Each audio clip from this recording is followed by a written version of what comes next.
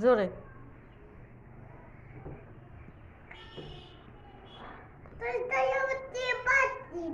আরো জোরে।